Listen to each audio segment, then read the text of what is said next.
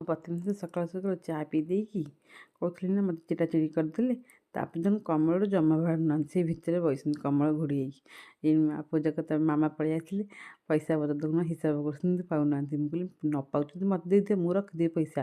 ନା ତୁ ଆଉ କ'ଣ ଜାଣିଛୁ, ଯଦି ନେବୁ ଦେବୁ ଏକାଥରେ ସୁଧମୂଳ। ମୁଁ କହିଲି ଦରକାର ନାହିଁ ମୋର ସୁଧମୂଳ, ମୋର କ'ଣ ହେବ। ମାମା କହିଲି ନା ନା ତୁ କମ୍ ଦେଇଛୁ। ନା ନା ନା ମୁଁ ବେଶୀ ଦେଇଛି। ନା ତୁ ଜାଣିପାରୁନୁ। ନା ମୋତେ ତୁ କ'ଣ କହୁଛୁ ବା, ଜାଣିପାରିବୁନି।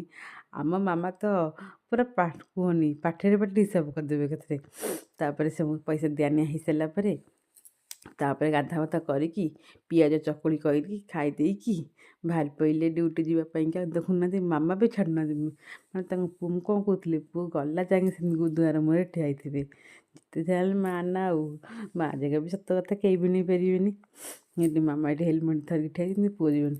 ମୋତେ କହୁଛନ୍ତି ତୁ କ'ଣ କରୁଛୁ, ଭିଡ଼ିଓ କରୁଛୁ, କରୁନୁ କରେ, ଲୋକ ଦେଖନ୍ତୁ। ମୁଁ କହିଲି ହଉ କ'ଣ ହେଲା କି, ତୁମେ କ'ଣ କରୁଛ କି, ତୁମେ ପରେ ଯାଉଛ ଡ୍ୟୁଟି। ନା ତୁ କ'ଣ ଜାଣିଛୁ କି ଏଇ କାମ। ମୁଁ କହିଲି ହଁ ମୁଁ କରିବି କାମ, ତୁମର କ'ଣ ହେଲା, ତୁମେ ଯା ତୁମ ଡ୍ୟୁଟି ଯିବ। ବେଶୀ ହେଉଛନ୍ତି, ଖାଲି ଚିଡ଼ଉଛନ୍ତି ମୋତେ। ତାପରେ ଯାଇସି ଗଲା 5 ଯାଇ ଗଲା ପରେ ମୁଁ ଗାଧାପାଧା କରିକି ଠାକୁର ପୂଜା କରିକି ଲାଗିଗଲି ଆଉ ଚକୁଳି ପିଠା ଖାଇବାକୁ। ଆଉ ଚକୁଳି ପିଠା ଖାଇକି ତାପରେ ମାମା ଆମ ବାଡ଼ିରୁ ଶିମ୍ବ ତୋଳିଥିଲେ। ଆଜି ଗୁରୁବାର ଥିଲା ବୋଲି ଶିମ୍ବ ଶାଗ ଏଠି ବଛାବଛି କରୁଛନ୍ତି। ଖରା ତ ହେଉଛି ଜୋରରେ, ସେଥିପାଇଁ ଆମେ ବାରିଆଡ଼େ ପଳେଇ ଯାଇଥିଲୁ ଟିକେ ଆଉ ଚୁଲି ପାଖକୁ, ଖରା ଟିକେ ବାଜୁଛି ବୋଲିକି। ଆଉ ମାମା ଏଠି ଶାଗ ବସନ୍ତି, ଯିଏ ଜଲ୍ଦି ନବା ଆସିଥିଲେ ଆମ ଘରକୁ ଶାଗ ଶିମ୍ବ।